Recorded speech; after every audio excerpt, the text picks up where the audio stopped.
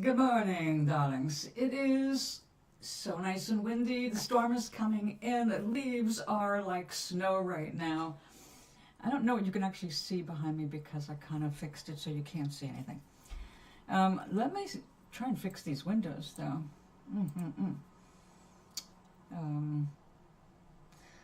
Yeah, it's clear I do not know what the hell I'm doing with these video things.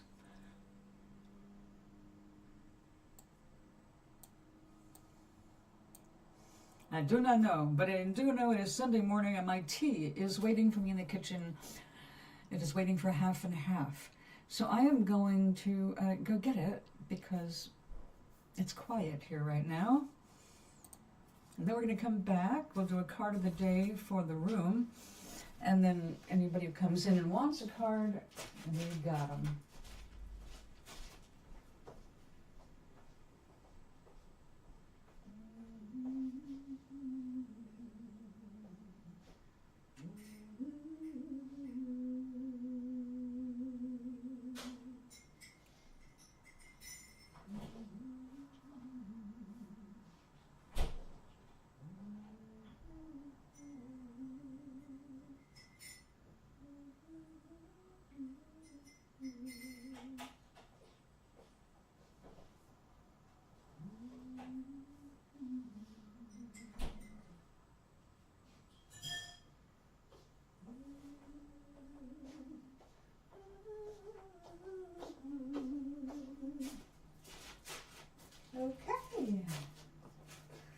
Okay, we're official now. You cannot do a show on Sunday morning without a cup of tea or coffee. In my case, tea. In your case, maybe coffee. Or hot cocoa. That has been one of my daily choices now at bedtime. I love hot cocoa at bedtime. I don't know why all of a sudden. And I like to put a little drop of peppermint oil in it. Maybe that's why. It's just so soothing. And I've got a message. Okay, it is our very own Maui. He did an amazing little video of me today, me with blonde hair, and I'll see if I can show you. I don't know how well it's going to show up on this camera, but we'll try it. Okay, that's me with my pet kitty. It's really cool because I was just babysitting my neighbor's black cat. We are armed and dangerous. I love that one. I'm gonna keep that one. Okay. Let me say thank you. I just showed it live. We're live. Oh, there you are. Let me get to this. The cats and geckos are following me around the garden now. You are a beloved spirit of the earth, my friend. When your nature gets peaceful, you attract other peaceful things. So the cats will hunt the geckos. I'm trying to get to my channel so I can respond to you in the chat. Hello. Yes, well, this is the live one, right? Yes. Why won't you let me go? I don't know why it's so hard for me to get to my own damn channel so I can engage with you.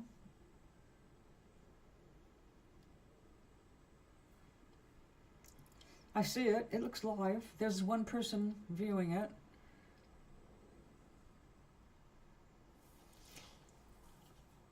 Well, it is early.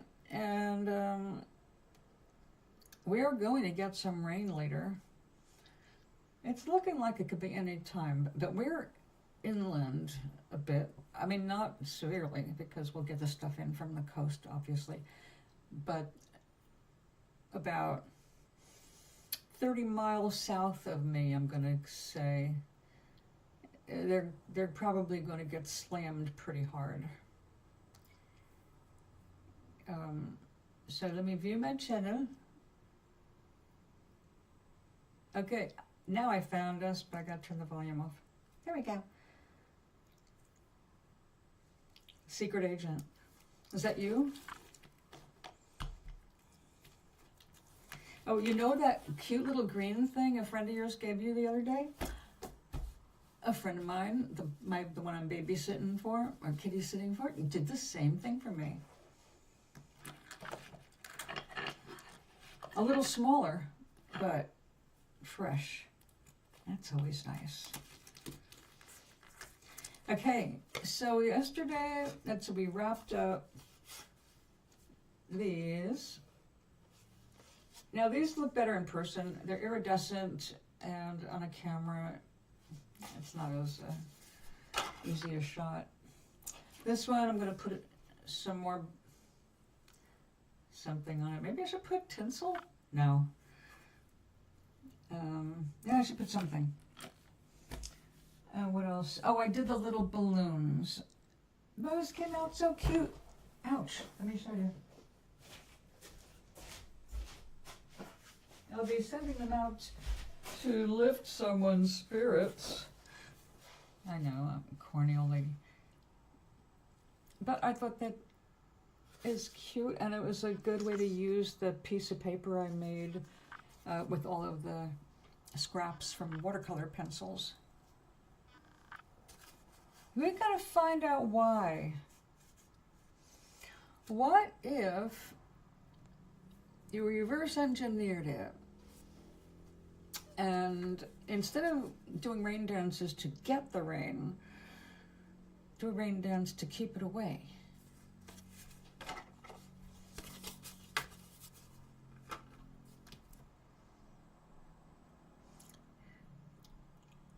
Sometimes our desperation for some situation to happen keeps it at arm's length, and that's why we want to not be desperate about things.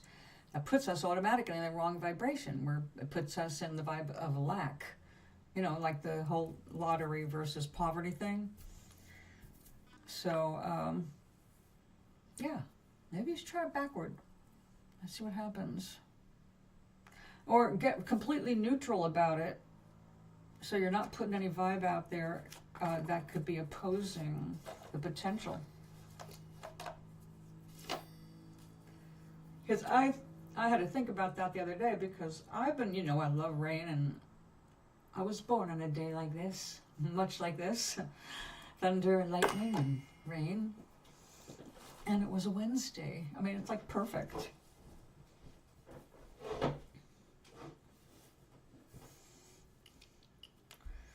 God, I really am a Wednesday. Except I'm not goth. Or into dead things. Okay. Let's see. I'm wearing my dress that it has 100% permission to get splattered with any kind of paint I use. But we shouldn't be doing too much splattering today. No, we already got gold balls. Pink, gold, and I guess blue. Well, that's not very Christmassy though, is it? Silver. Now we need a garland. That's the word, a garland.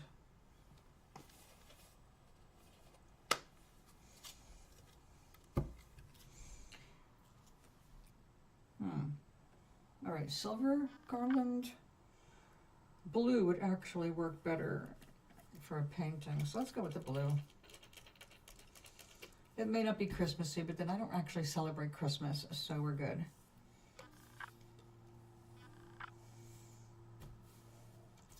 Well, you've got to get out there and mingle if you want the ladder, and the rain, it's not personal.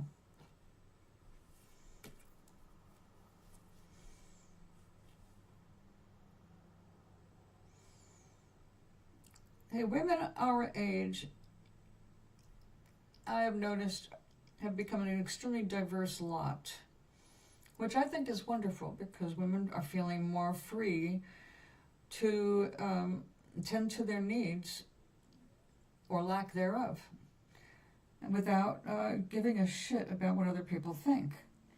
So although there are those women that have to be in a relationship to be sexually expressive, there are lots of them who don't want any relationship but that. And I saw a lot of those women when I went to visit my mom in the villages in Florida. I never saw so many horny old ladies in full makeup and jewelry to do their twice-a-week workouts in a group.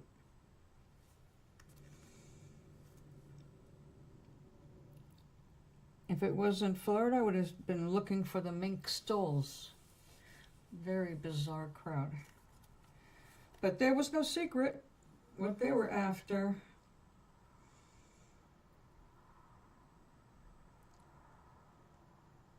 So those women do exist, or they don't just want to make sure that you are clean, nice, treat them nicely, and are a vigorous performer. And they don't really want more than that. But then you have the other side of it. They're a little closer to our age. They were raised in a completely different kind of a moral environment. They put moral stamping on everything, so they want relationships. But as I learned from my first sister-in-law, who was a real slut, and she would say that herself, so no. Matter of fact, to introduce me to her in her house, and her name was Terry, and her boyfriend's name was also Terry, and he lived with them. They subscribed to what's that magazine that had the forum, the Penthouse. That's it, Penthouse. They had Penthouse Forum magazines in the bathroom. And one of them she was so proud of because it was the letter that she put in, the personals. She was looking for married men to have sex with, but only if they would promise that she'd be the only one outside the marriage. So she wanted lots of sex, but not the relationship. She was even interested in sharing her boyfriend. Okay, so a woman with different moral standards than I had. And I'm not being judgy, it's very different. They're just things I would not be into. But the reason she wanted married men is because if they'd been faithful, there was less of a chance that she would bring home an STD. I mean, it was completely selfishly motivated. She wanted to be able to get and take and give nothing but sex in return.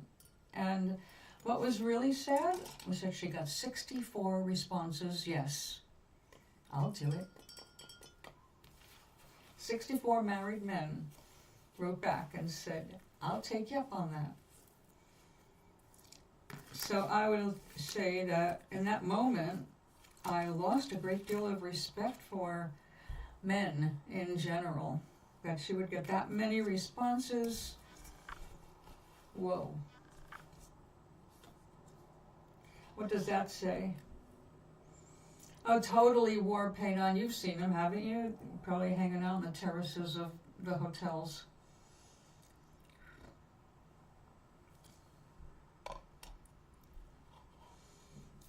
They go there looking for vacation fun. That's another thing. If all you want is sex is not so hard to get at any age. Well, no. If you're a terribly wrinkled old person, you're gonna have to pay for it, unless there's love involved. But all you want is that. You could probably do yourself better than they can.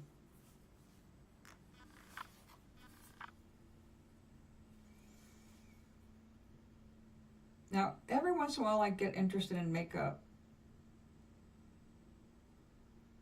Seriously, because it's an art. It really is. And people who put it on well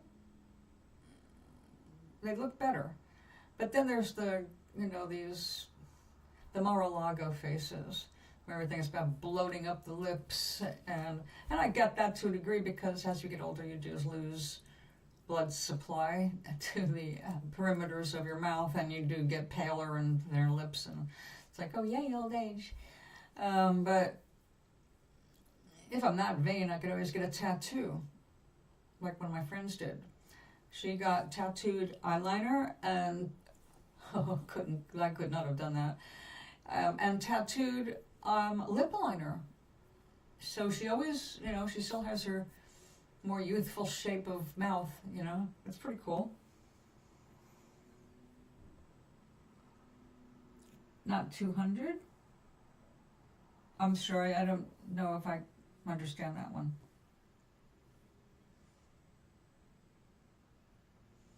Oh, you mean my ex-sister-in-law's responses? You expected more like 200 responses over that subject?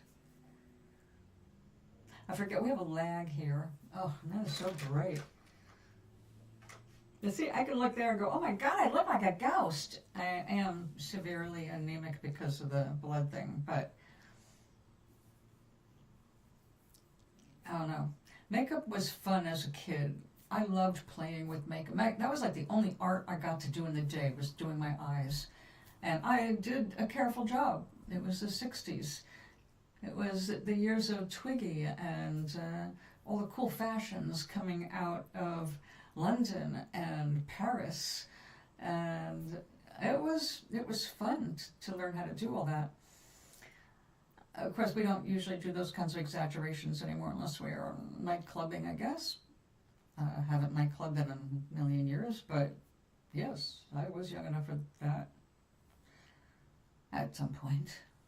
Anyway, I was thinking of makeup because the older you get, the harder it is to wear makeup that's flattering.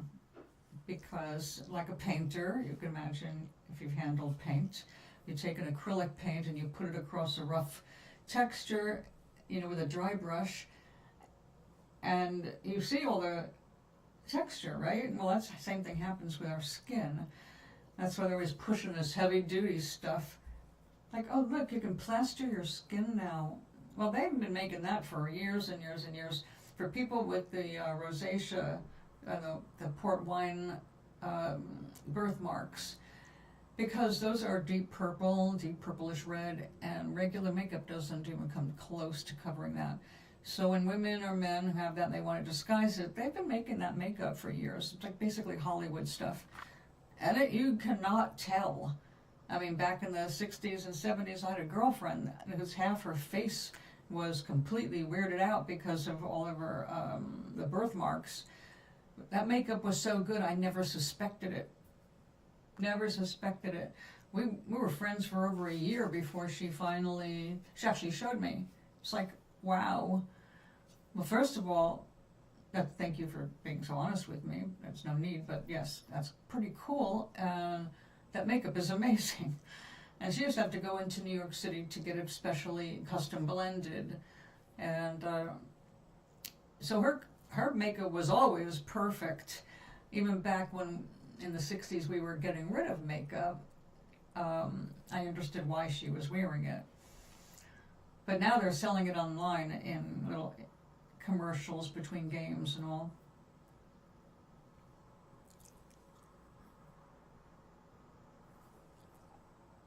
Oh yeah, I don't know. Well, she wasn't an old lady. This is years and years ago. This is like 1983. So, no, she was maybe 30 at the time. Now, I think that she ended up either in jail or dead, probably young, because she just was a nutcase. I mean, she was... In fact, my husband at the time, she lived here with him and Mom, but she stole his college money to run away to California and moved out there and left him with no money for college. that kind of a person.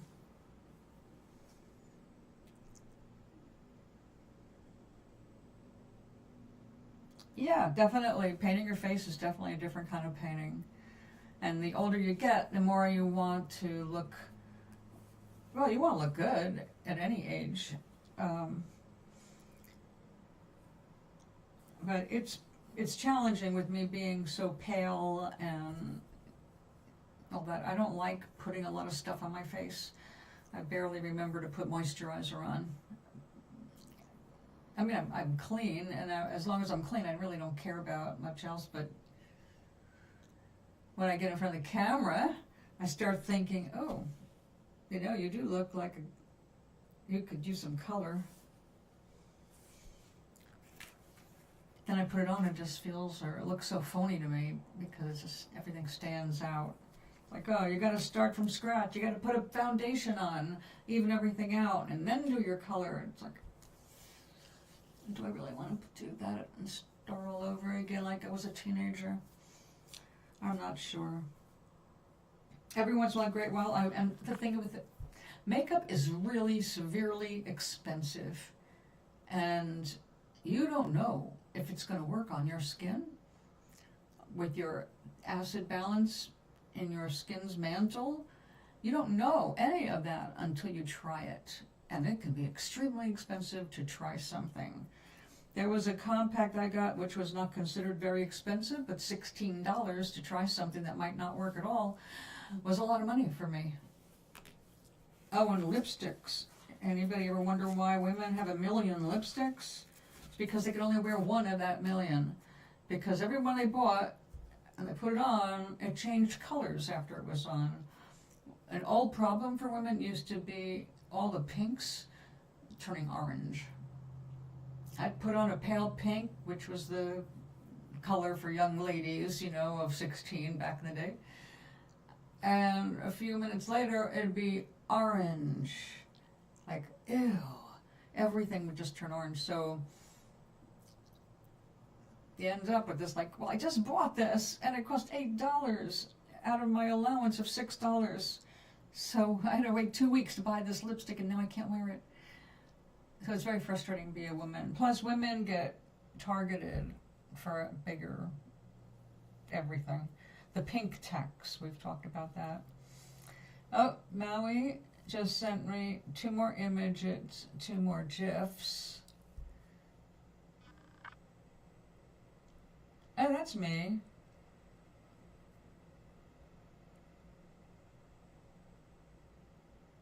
Not the first one unless I'm flirting. But the second one, that's my stance right now. Other than you making me a blonde. Good work. That looked more realistic. The hair's always got to go with the wind, you know?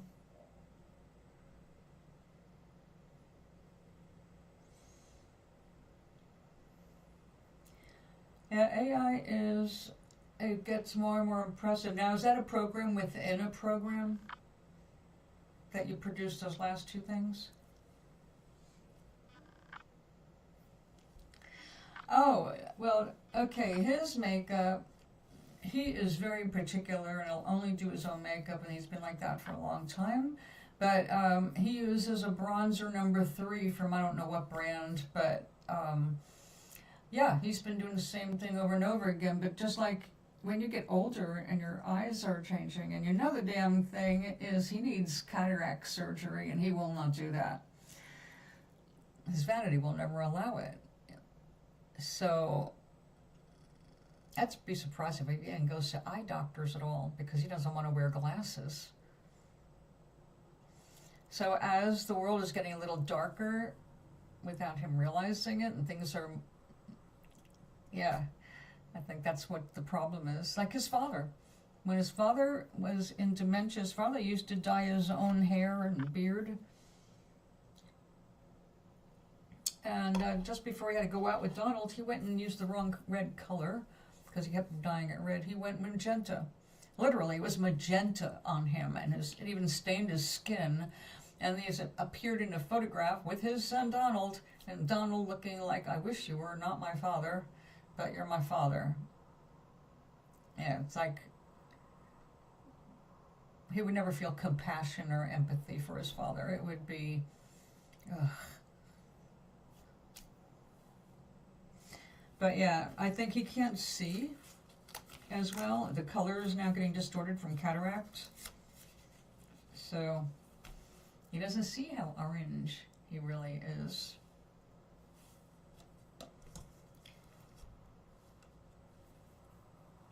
I love the memes, though, making him a tough guy.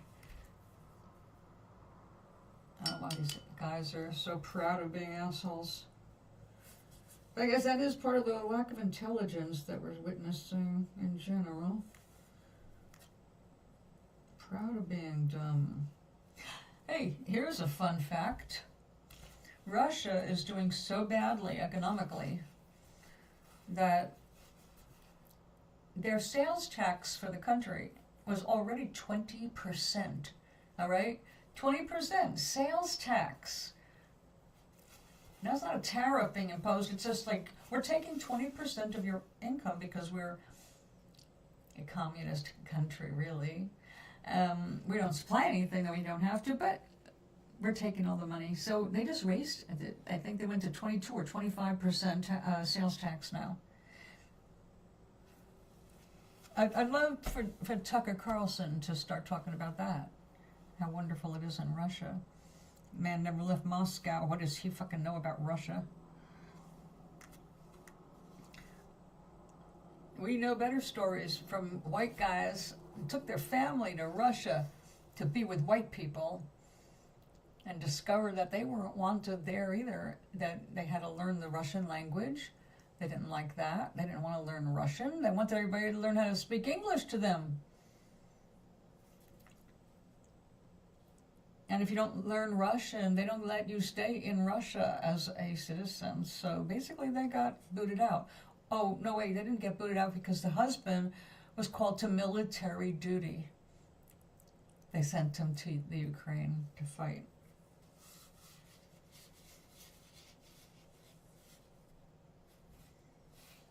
Yep. Yeah, well, they're still doing it. That's why we're getting Qatar, their air base, a military base between Canada and us in Illinois, intentionally undermining Governor Pritzker, and intentionally undermining democracy right there on the border where they can attack temporary things in terms of what can I do to take over. And the man is freaking gone. So he's got people who are just power hungry behind him, like Miller, that worm. Ugh, ugh, ugh. Let's not talk about them.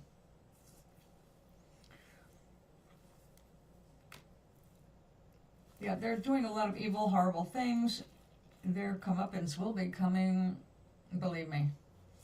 Take it from a psychic.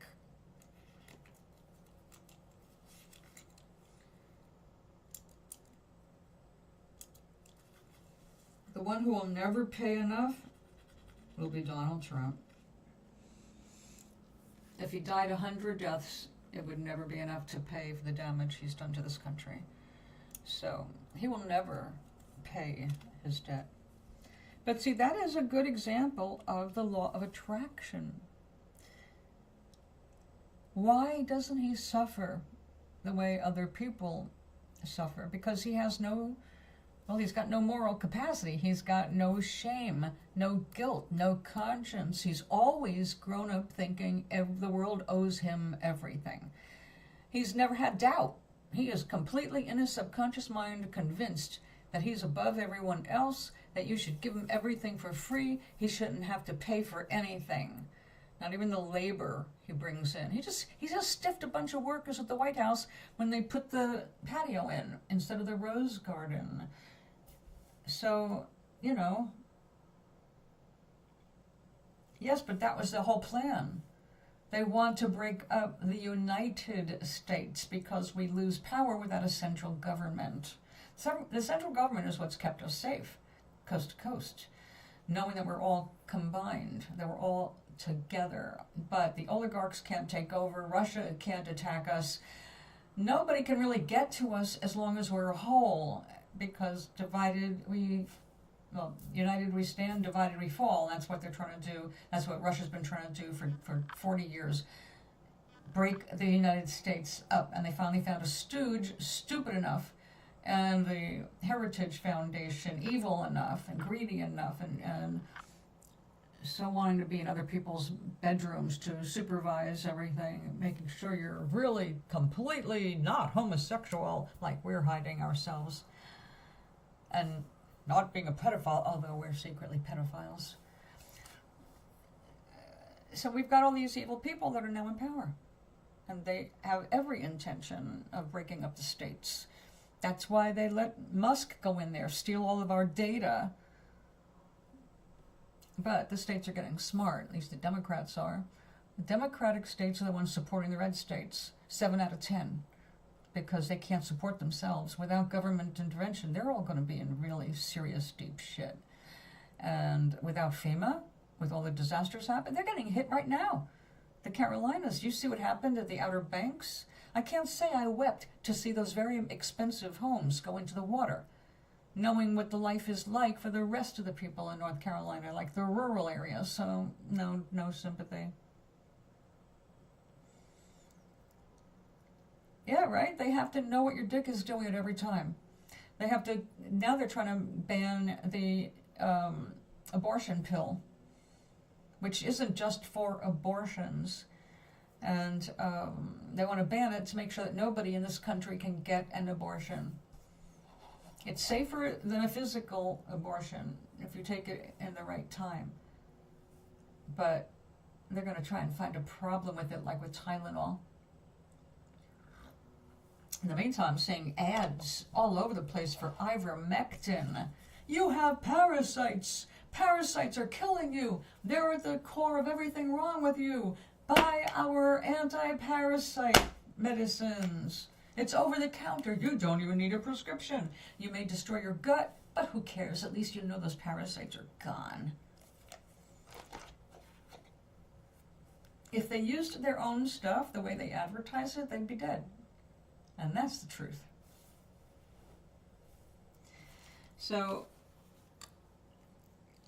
one of the things that I hope will evolve from all of this coming forward, because this is putting, Trump has brought a lot of filth that has been avoidable. The media avoided it for the most part because they were part of it. Not everybody, but the heads of media, the big money people, they're part of these networks. They're part of the pedophile network. They're sex traffickers. The fashion industry. Not everyone is a pedophile in it, but that has enabled a lot of trafficking. Like, walk down the runway and let's have rich people pick out their next sex object. I think that's the reason why some of them have started leaning more towards androgynous looks. So, I mean, I saw a runway show and I couldn't tell most of the men from the women. They were all as androgynous as they could make them with makeup and clothes. And it's like, well, that's one way to avoid some of these conflicts, but people who sexualize young children of either sex, they've got problems, and there's a lot of stuff we just need to look at more carefully. And it's really the parents. The parents are the ones who are going to say, nope, you're not getting involved with that. We're not going to put you out there like, the stage moms. We want you to be out there like Shirley Temple's mother. Her life was horrible to start. All those young kids have stories of being abused as children and pushed and pushed and pushed because of the money they could bring in. So I think the first thing you do is remove some of that. Don't put it out there.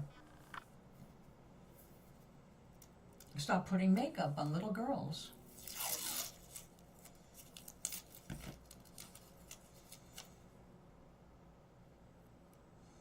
Because the pedophiles don't need that. And making them up to look like adults is only making it more brainwashing for them, for the children. They start to think of themselves as older and more mature. And that's one of the lines the pedophiles use with little girls. You look so much older than that. Really? You're not 16? I would have sworn you were. They'll say to a 13-year-old, an 11-year-old, you look so mature.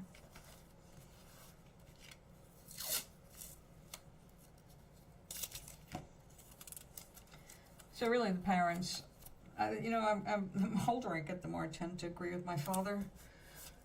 My father used to say, the people who need therapy first are the parents before they have children. And I think that you should have a psychiatric examination before you're allowed to have a child. And I thought, interesting thought, Dad. If they did, I wonder if the human race would survive it. But it would be nice. I have seen a lot of people, young people. I knew this one girl who got pregnant.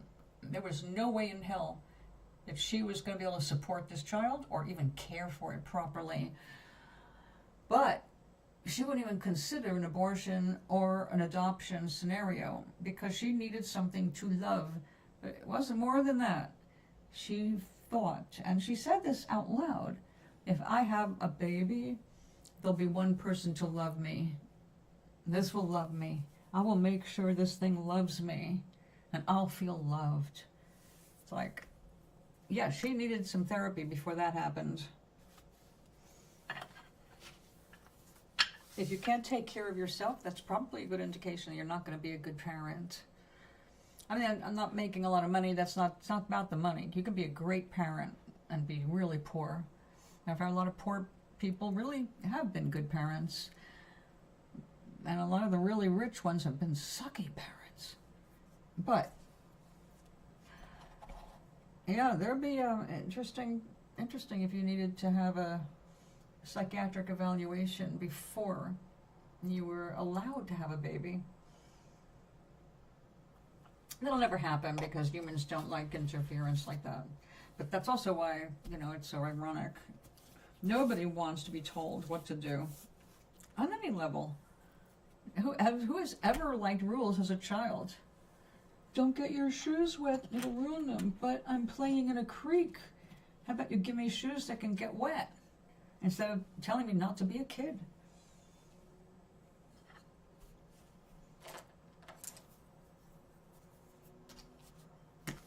I think we're going to do another little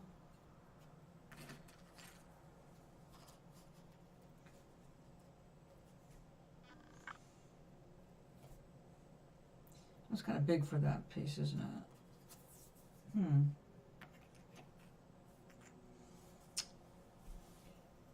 Well, let's just see.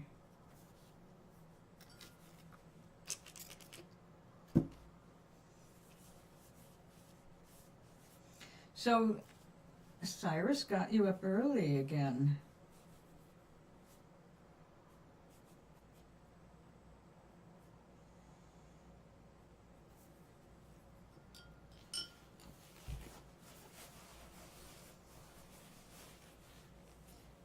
I should talk about going to bed early because I was up until, excuse me, at least 1:11. Because the last thing I saw on the clock was 1:11.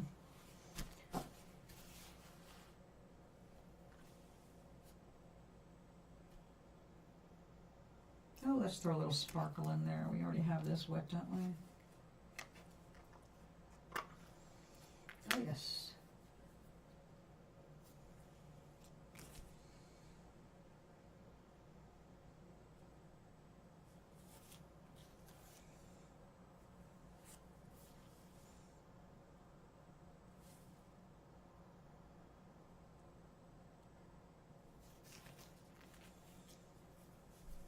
It looks like a fractal.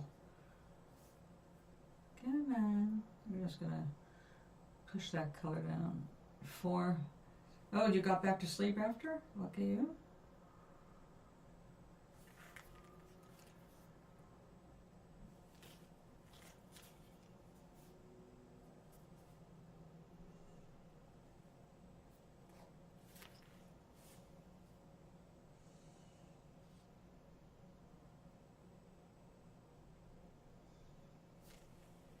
Does he go right to sleep after make sure you're up?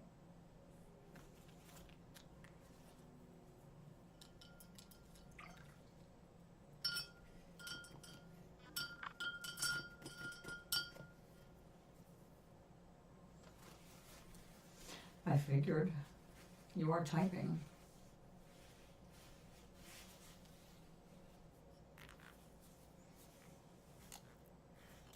No, you're not moving well enough. Move a little more. A little more witness.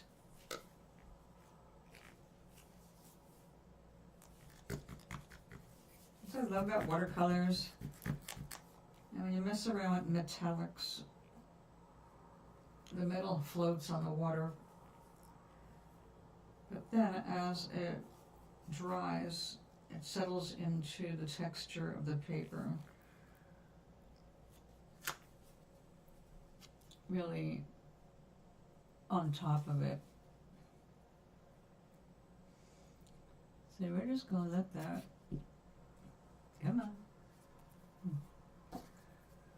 I wanna make sure it gets all the way to the bottom here. Keep going.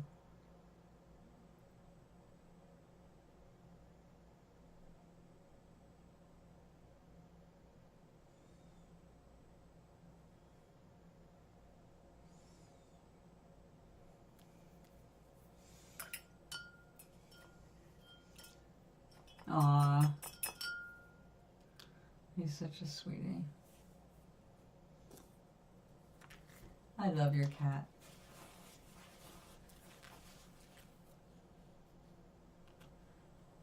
I spoiled Boo while I was over there. The first 2 nights I brought her a spoonful of fresh tuna. And the second 2 nights, fresh chicken.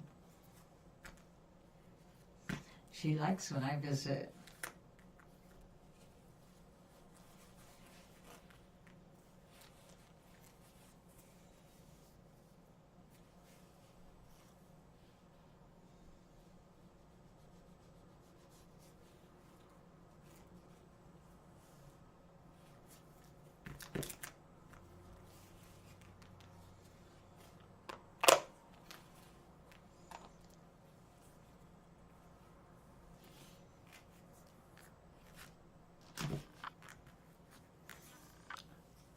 It's got a good amount of gold on it. I like that.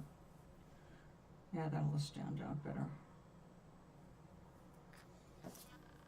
But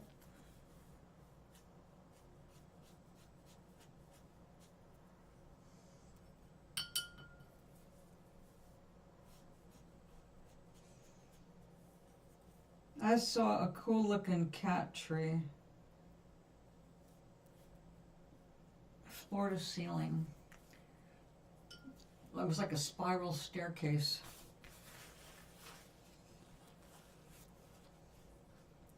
I think my favorite cat trees I've ever seen were handmade by these dudes in, God, was it Laguna Niguel? Southern California. They made them look like kind of like hobbit houses in the air. They were just really, they used trunks of wood. I mean, they used the real deal. So there were a lot of natural shapes involved. They're just gorgeous. Expensive, but the craftsmanship was just superb. We would have somebody that did birdhouses like that. They were like Victorian homes, only more fanciful, like elf homes. Pointed roofs and cool looking shingles and everything natural. They were beautiful artists in California. I mean, I've seen beautiful artists everywhere, but I have to say, in general, concentration of really amazing arts and artists, California.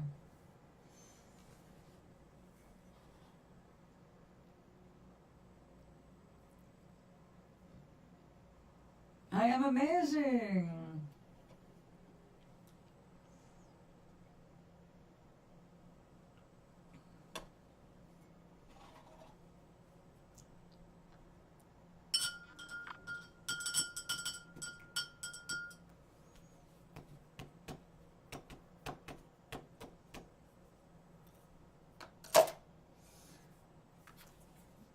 Do I want to cut this down? I kind of like that long balloon.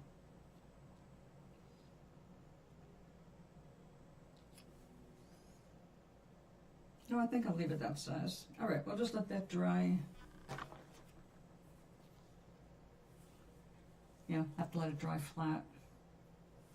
It's getting darker out. Now, the only concern for our area is the high winds, because the trees still have their leaves. They are falling, but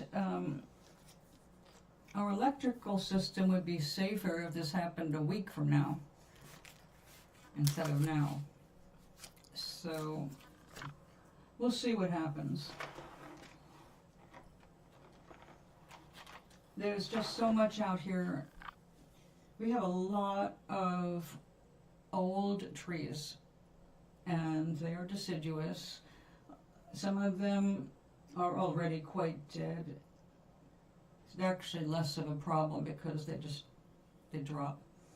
But I am on the top floor, and I'm still looking up at trees, so my windows need to be safe.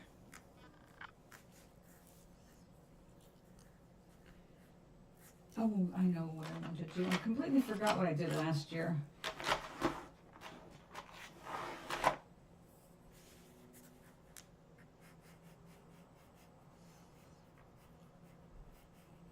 couple of things you always see in the area this time of year are pumpkins and pots of mums.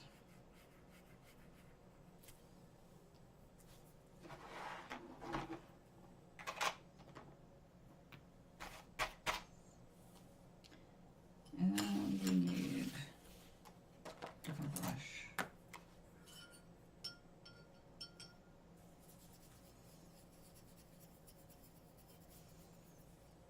Now, one thing I don't know where it went, but I am missing my iron oxide.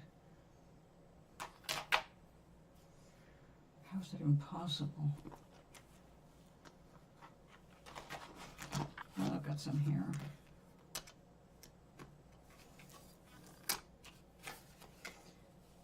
I need to get a tube of this.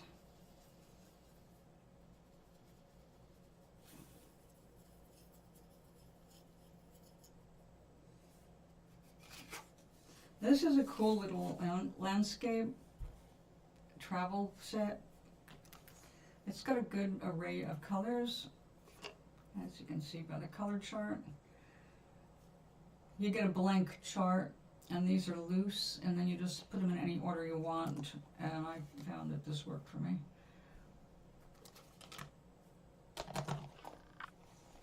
And then I put some gum arabic in the bottom and glued them down.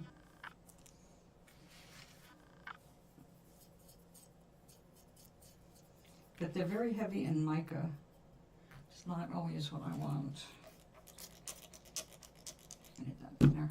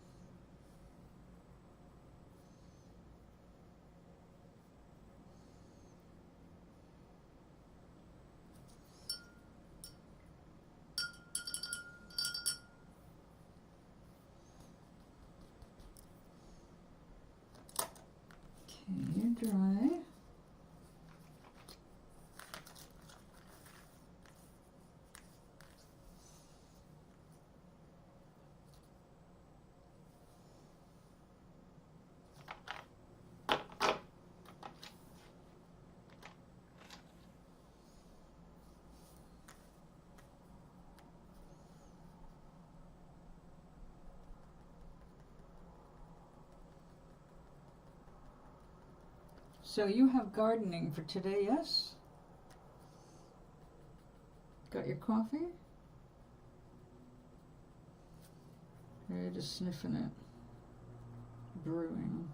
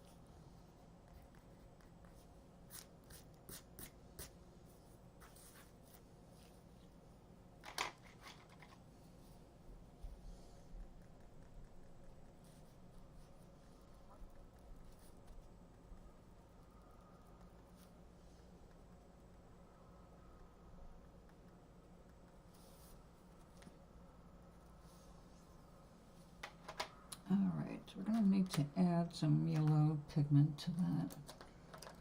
This pencil's not going to be bright enough.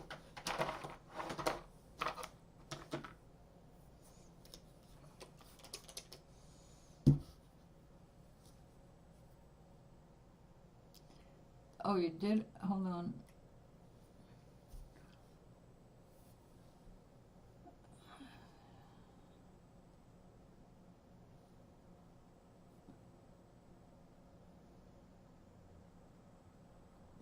Cool.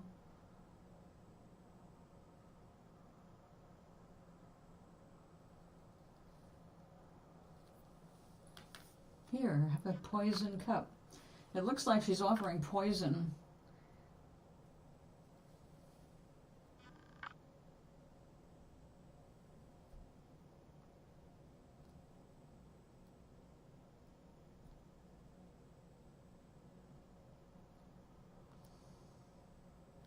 Here. That little smile. It's like, should I trust this? I don't know. Out with it and out.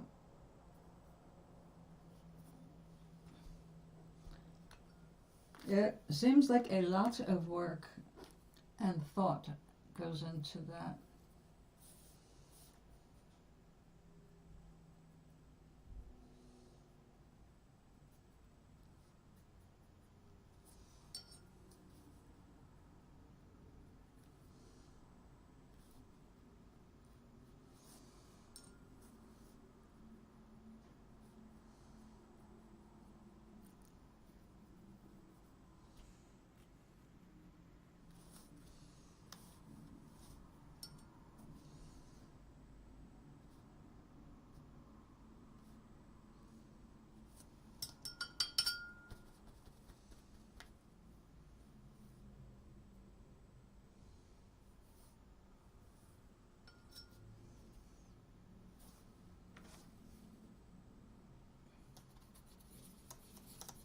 No, we need a better olive than that. Let's go brown.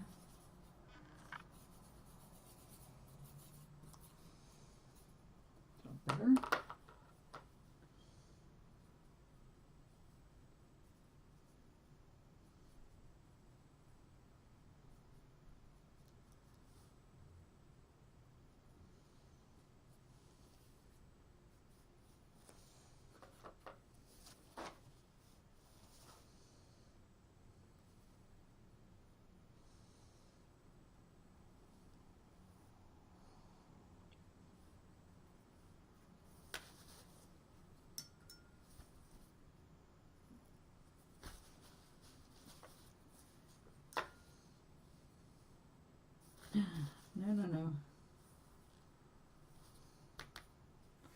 That's never any good.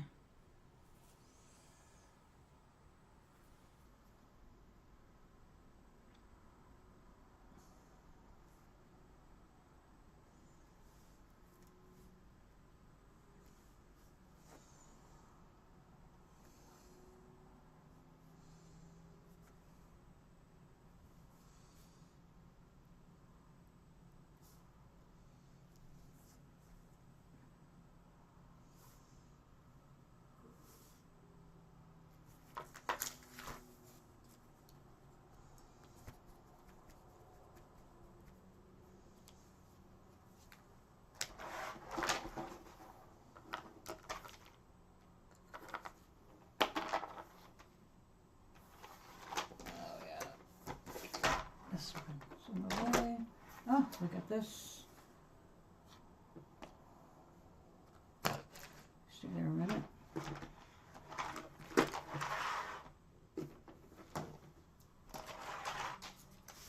I think I've got something hidden under there too. Okay, stay there. Indeed I do.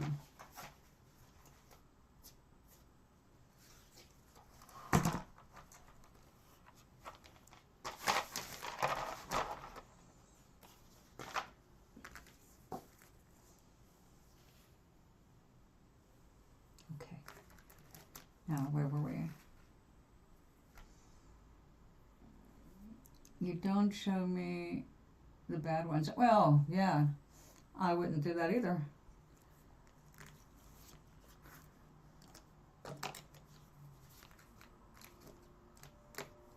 Why show off your experiments and your learning curve, you know?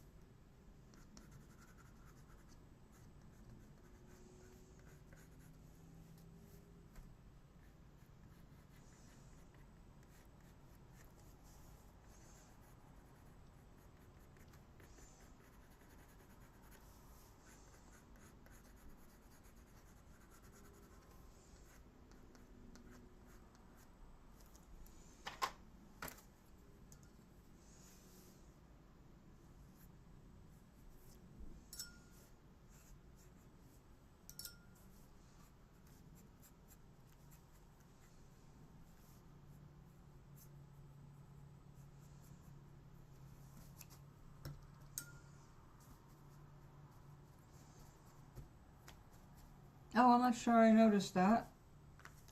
The one you just sent?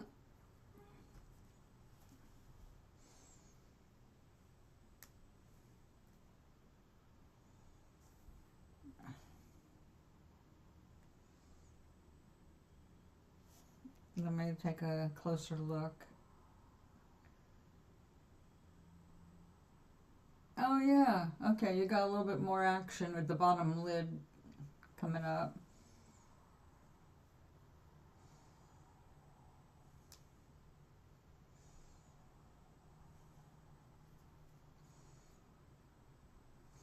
According to the Chinese opera, how many eye movements are possible?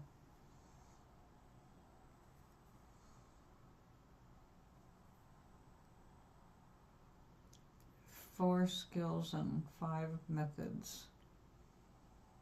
4 skills and 5 methods that performance master to convey a vast range of emotions and character. Training focuses on using eye movements in a highly stylized and symbolic way.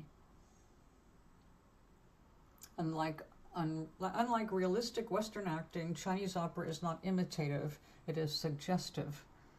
This applies to eye movements, which are exaggerated and stylized to represent emotions and actions in a specific aesthetic way. Well, that's pretty cool. So I remember Jackie Chan talking about it in an interview many years ago.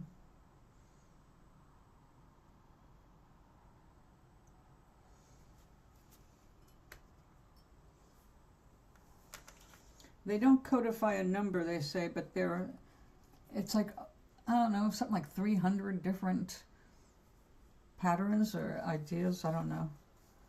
I've never been in the Chinese opera. It looks like the single most grueling way of learning to act. I mean, like, they are hardcore. Hardcore. Looks like they're training to be Shaolin monks.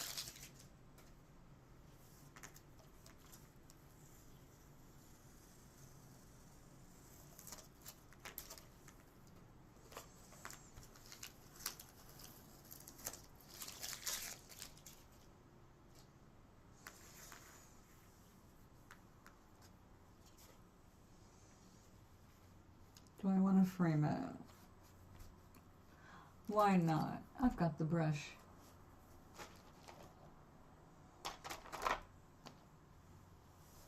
Ooh, iridescent orange.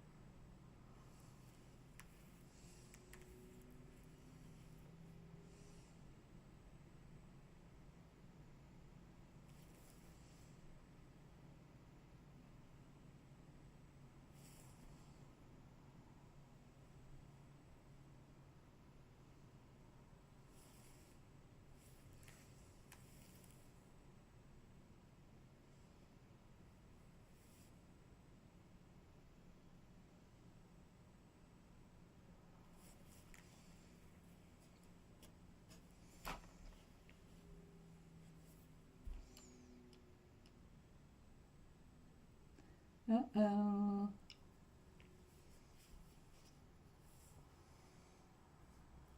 You know what you gotta do, Daddy.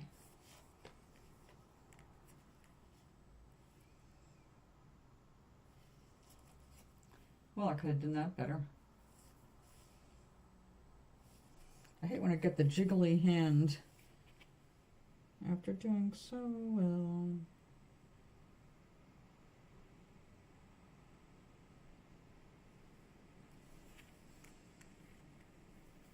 A little better. I'll make the other one a little darker.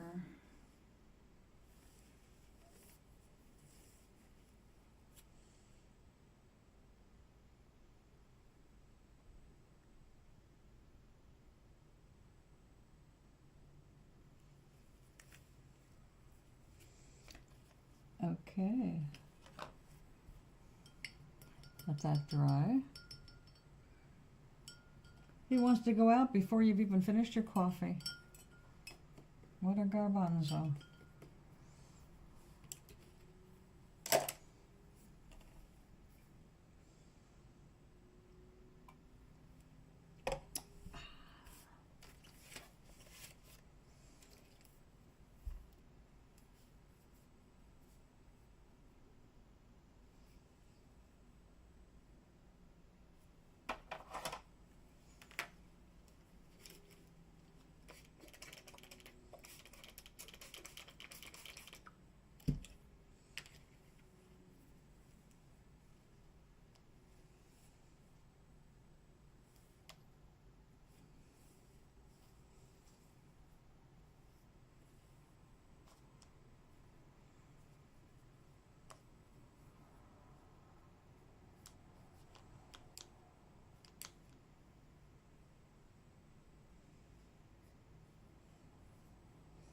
That's one advantage to watercolors. You can mix your color, and no matter how long it took, as long as you have enough to let it dry in your pen, you can use it the next day without having to remix it. Just add water.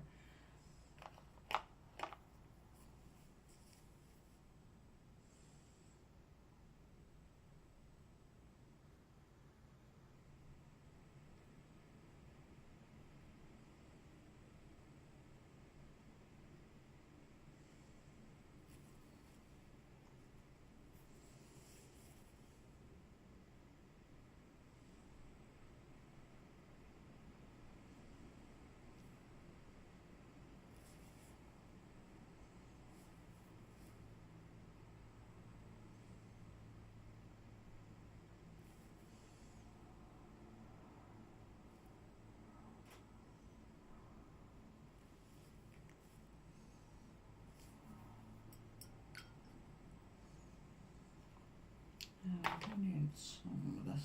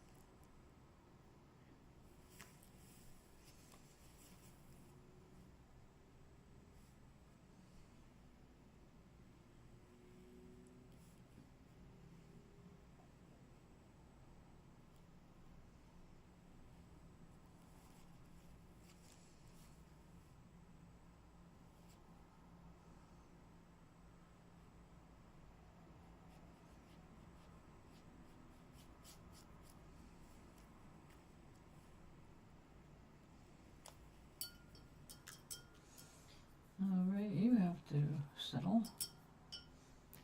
Let's get this out of the way.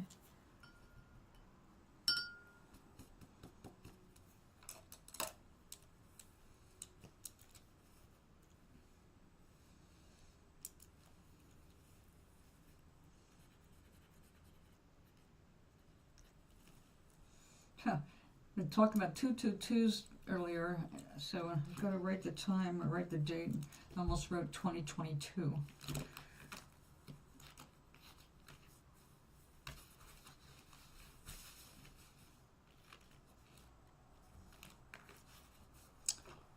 Alright, now this one.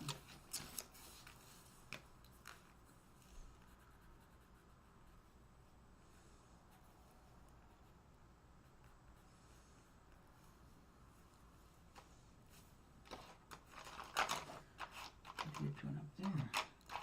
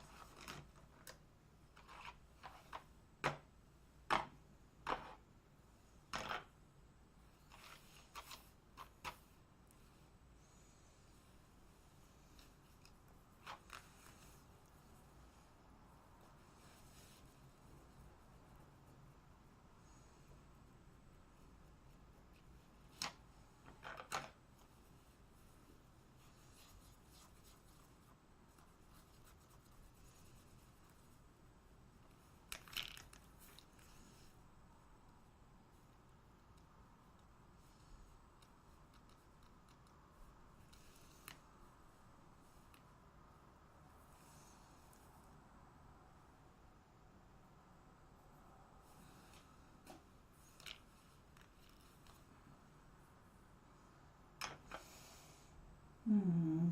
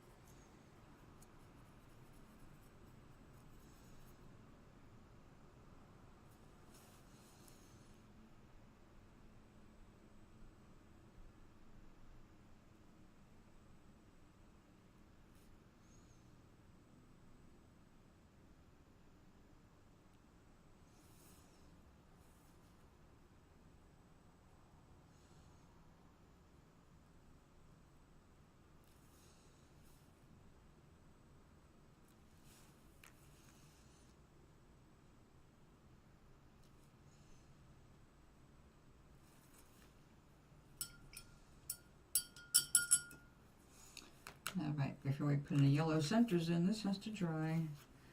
And then we'll probably use acrylic to go over that so it stands out. In the meantime, let's finish this up.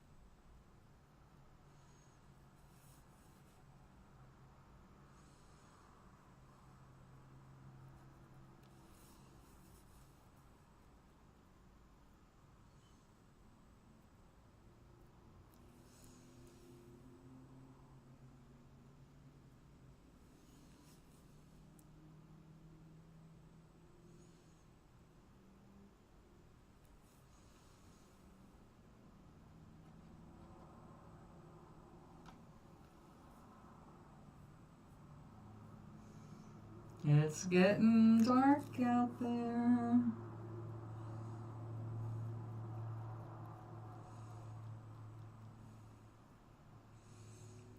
I suppose it'd be a good idea to make sure I've got some food that can be eaten without necessarily heating. Or just getting my cooking done early.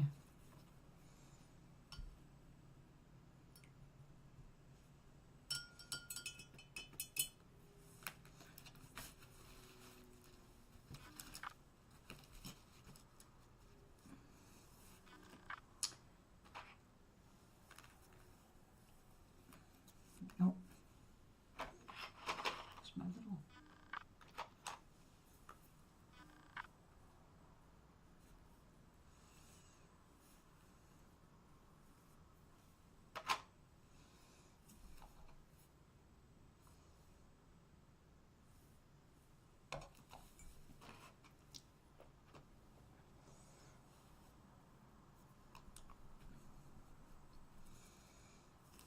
Well, that is a Naples yellow, isn't it? Needs a little lighter.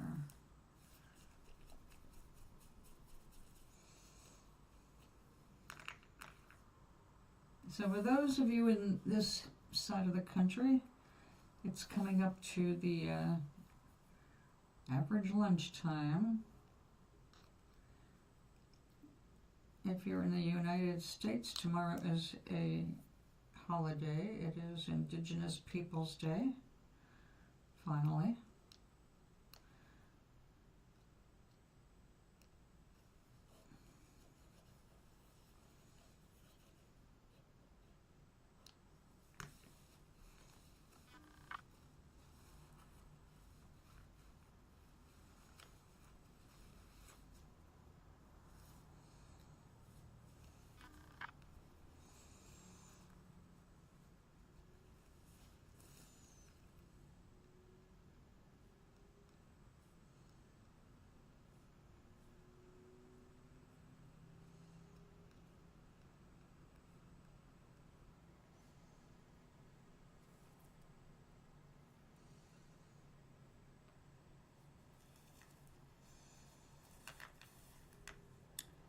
Okay.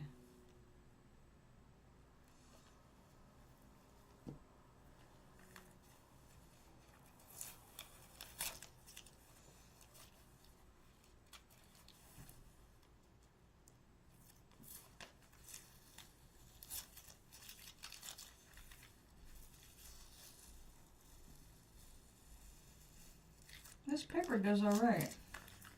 Considering how inexpensive it was, I have to say I'm very impressed. I like that it's not a hard bright white like most bleached papers. But it's still a nice white.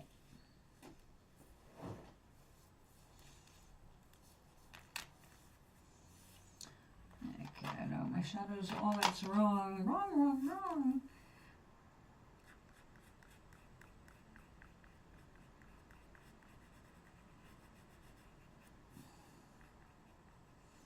But we're just gonna have to live with that.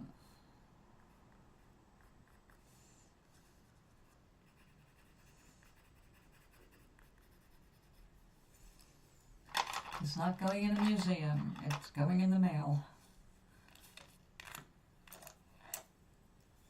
To say happy autumn.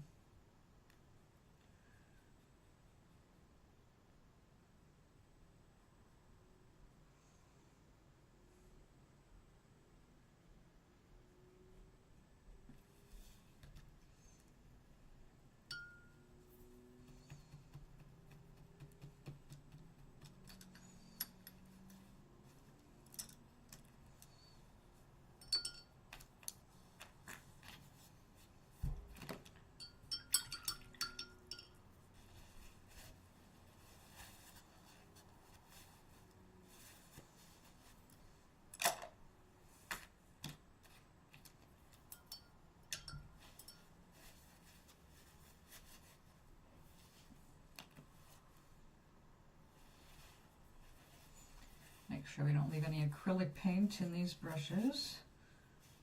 It would be terrible.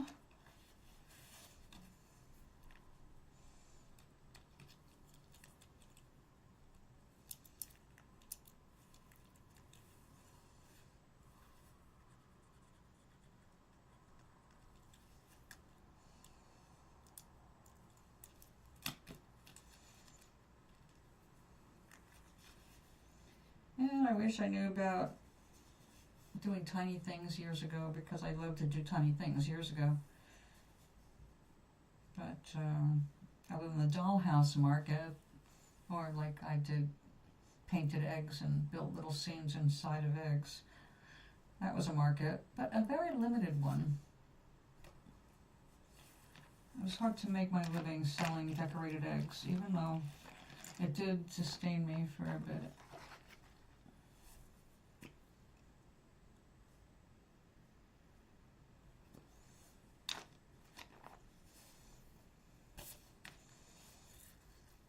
I think the biggest thing we can do these days is stay flexible, be willing to learn new things, be willing to try new things.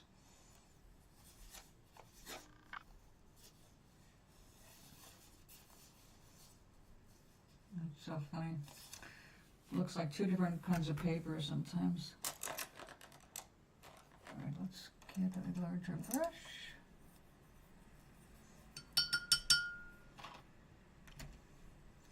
That magenta is kind of pretty, but I don't think that's going to work for a backdrop.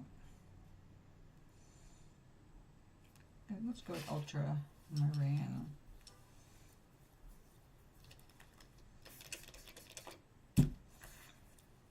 Just 'cause it's a pretty color.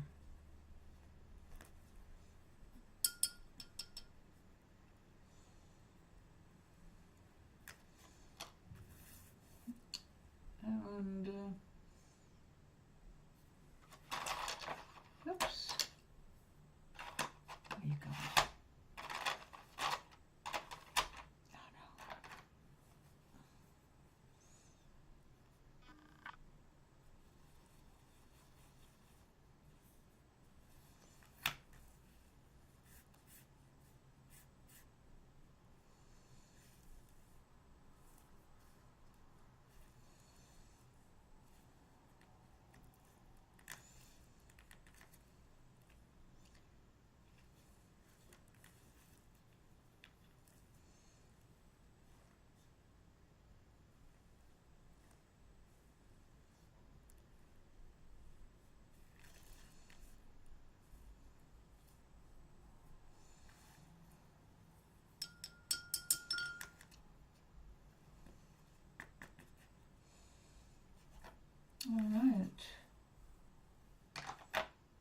Well, I think we're going to make today laundry day. And what I'm thinking of doing later is going live on the phone and doing some cooking. I have some ideas.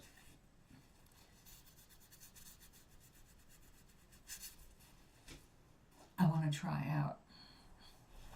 Also, it'll help me make a grocery list when I do this stuff and I see, what am I missing? Which right now should be very little, but some fresh veg stuff.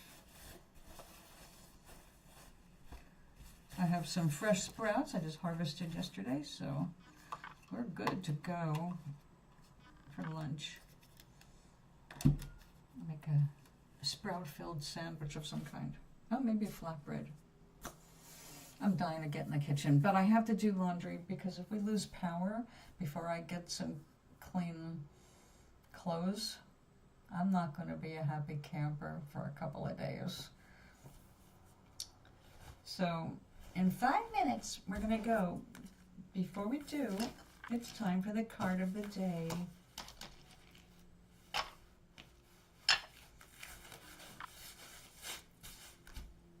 Okay, today we go with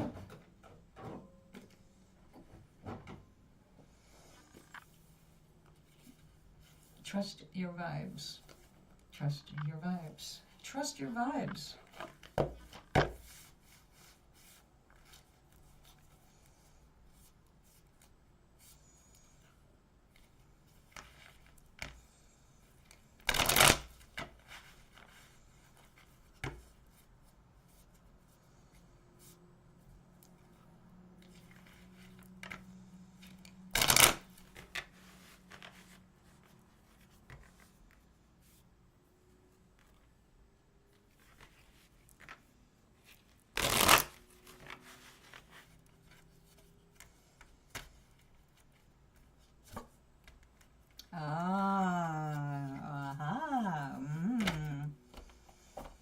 Okay, from the Trust Your Vibes deck, our card of the day is take your time. Take your time. Even though it looks backward, it's still the principle, the hourglass. You're not running out of time unless you have an actual deadline handed to you for something, or you're trying to beat the sun.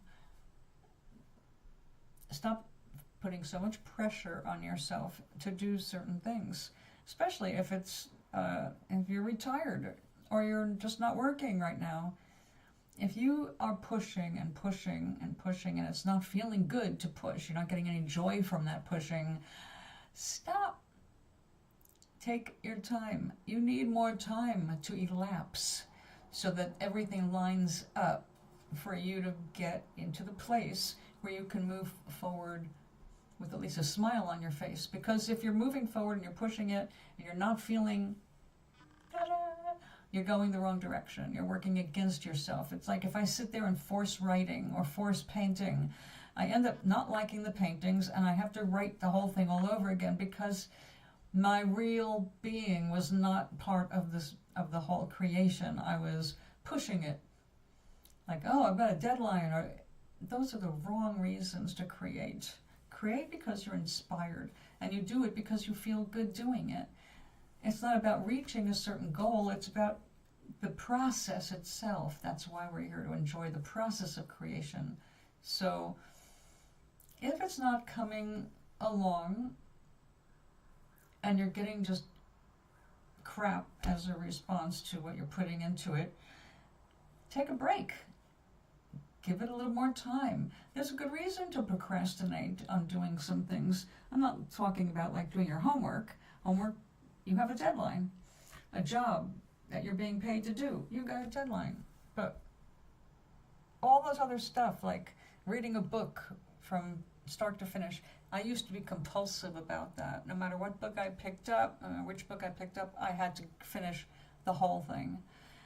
Even if I didn't like it, I couldn't just, I would never even think of like turning to the last page and see how it ends already.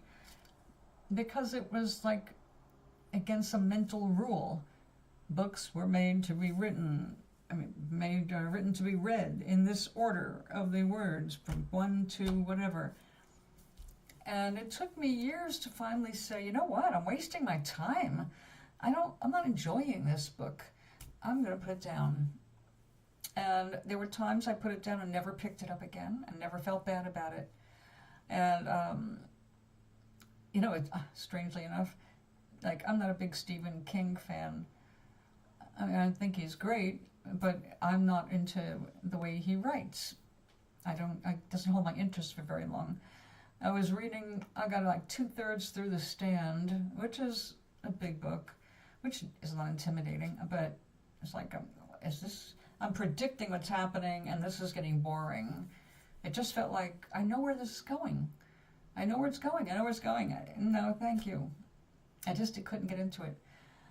Again, that's just me, and doesn't mean, obviously it was a big hit and they made it into a movie even, so obviously many, many people like it.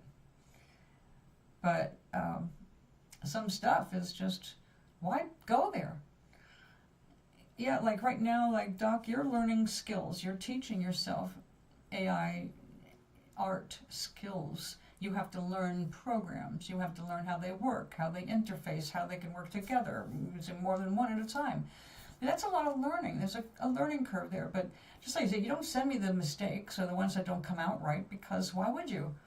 It's all part of the process of learning. But if you were doing that and getting pissed off and hating it all and just want to pull your ears off your head, it's like, I hate this. Get up from the computer and stop doing it. Why would you torture yourself, right? But if you're enjoying it and you're adding to your skills as you go, yeah, get rid of all the discards. No one keeps their sketches once they've got a beautiful architectural rendering. Those are garbage unless there's something you need to keep and learn from specifically, and you'll know. So taking your time to do things that are interesting to you is to your benefit. With Nomaris, the first book was complicated in terms of, I had 7 different relationships going on all at the same time, and I had to make sure they all worked together, they all intertwined, and at the end of the story, everything was wrapped up, because I like things nice and neat. If I had sat down and tried to write that when I first got the idea, it wouldn't have come out the same, because the plan, the storylines and the characters evolved during the time I wasn't writing. They were developing in my brain. I was gathering information. I was studying just like how dates grow. All of that was important to the story. And I gathered over the frustration of not being able to write because I was in the middle of moving. Every time I moved, I had to upset my whole work situation. And I was actually working a full-time job at the same time I was writing, and newly married. So I was juggling a lot of stuff. And as passionate as I was about writing, there were delays I couldn't do anything about. But after the first couple of delays, it became like, oh, well, actually this works out better for me because I just learned something that's really crucial for this story. And I wouldn't have come across it if I hadn't gone here and here and here and done the roundabout tour to get where I was. So even though it seems like you're going out of your way or you're not making progress, not everything has to be pushed. I didn't have a deadline to write the book. No one hired me to write the book. It was my invention. So it was my schedule. I dictated all of the rules until publishing time and agent time and all that. That's different. Those are other people's rules you have to follow. But when it comes to the creation of anything, there should be some joy involved. There should be great satisfaction. And if you're not feeling that, take a break. Go for a walk. Try a different skill. Like, if you're not typing on this keyboard, play the piano on this keyboard. Just change it up a little bit. And that resets your brain. And then you're ready to sit down again and go, yeah, okay, I have a new perspective. And also, people assume that just because they read something or start studying something, it sticks. It doesn't. You're taking in this information. Your brain needs some downtime. That's what sleep is good for, to coordinate all the stuff it took in. It files everything away. It makes things match. So in the morning, you're like, oh yeah, okay, now I see it. And it's easier the next day after you rested your brain. You need time for your brain to put everything in the right file system. So rest, breaks, all of that is important to the way humans function. We're not machines. We act like we are when we go to a doctor and say, here, fix me.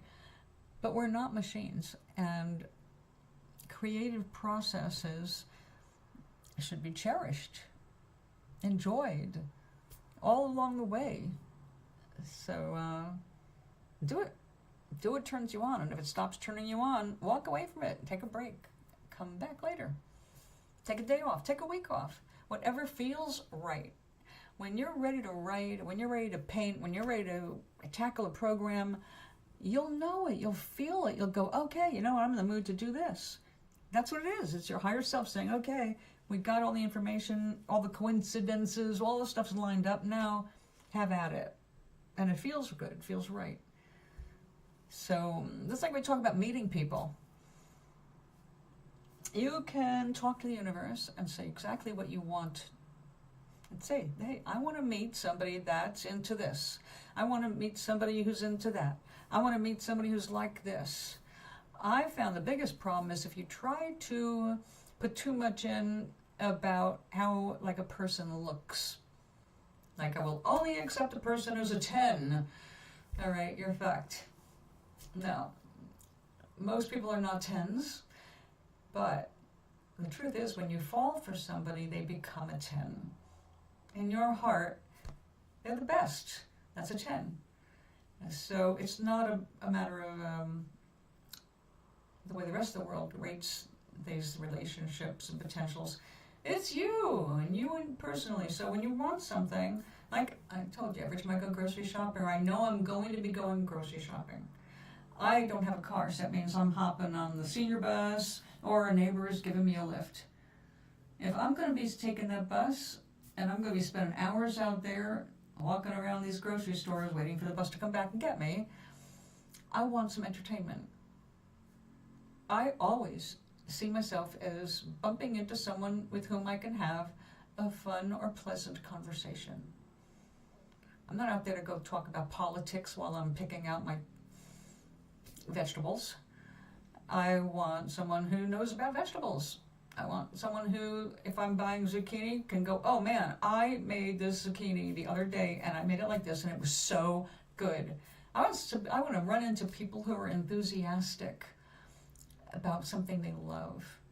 And because I kind of prep that way, like the night before, like tomorrow, I am going to have a good time. I'm going to meet somebody, we're going to do this, we're going to do that. And it's always has played out. Not the players. I could not predict the people because you go out in public, you don't know who you're going to bump into. And since I haven't lived here in 45 years, I don't know anybody. So, bumping into someone I know is very much remote. Could happen, but very remote. So I go out there just to, I want to be entertained. I want to have a good time when I'm out because I don't do that shopping thing very often. But it always works. Right down to like that time I said, I want to meet somebody who's going to say, hey, let's go out for a cup of coffee. Can I take you out for a cup of coffee? It happened the next day. All right? I didn't know who it was going to be or when, but I thought about it when I was getting ready to check out at the grocery counter. And the person who took me out for coffee was the person who got in line behind me and was admiring the art on my shopping cart. And I said, I did that. And they wanted a conversation after that. They wanted my advice on a painting they were doing in their house. And they took me out to coffee. Put my groceries in their car and took me down the street to Dunkin' Donuts and then brought me back for the senior bus to pick me up. So nobody thought I was missing. Well, of course I went because I asked for it. Also, the woman was small enough, I could have taken her if I had to. No, I wasn't paranoid at all. I just knew everything was set up, that those people are out there. And Maui, it happened with you. After we had a conversation right online, talking about feeling short. And then you went into a store where the women were complimenting on you on how tall you were, because compared to them and their boyfriends and husbands, you're a head above everybody. So to them, you were like short. What are you talking about? So it was right in your face. What was that? Was it within hours, wasn't it? But after our conversation or within the next day? It was fast. Universe delivers like that if you get out of your own way. So if you want to bump into somebody that wants sex, and you have to be clear on what do you want? What are you offering? Okay, what is it? And the thing is, it's got to be sincere.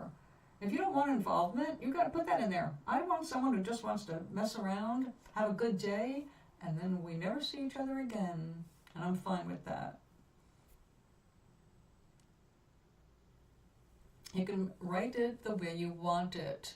Script it like a writer, a storyboard for your next couple of days.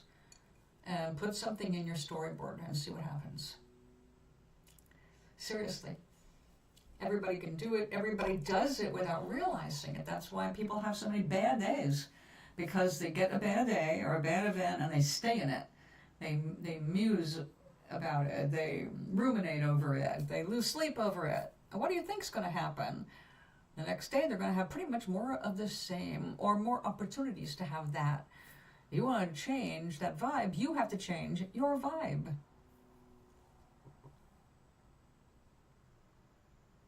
Exactly. It's all relative. What you want is not the same as what I want. You're looking for a happy sex relationship of some kind. You know what you want. You want it with a real human. That is, so you're the one that's got to script that.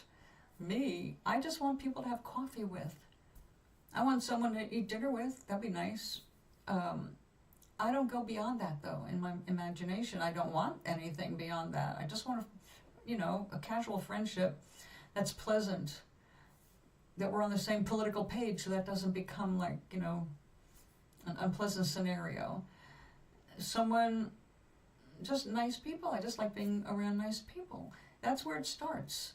So be clear on what it is you desire, and then get out of your own way. Stop saying no to it by your activities or your attitude. Just imagine how good it would feel to have what you want, and just sit there for 30 seconds and then let it go. Change your point of attention. Like before you go out in the garden, after you get ready to go in the garden, just sit there for 30 seconds and imagine how good it will feel to be in the garden. Don't think about the chores or what you might find that you don't like. Think about the good parts, why you have a garden, why you like being out there.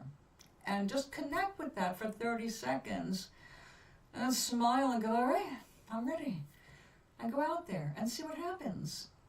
Things shift according to your vibration. Yours, not mine, yours. Everybody is under their own divine path. But you call the path much more than you think.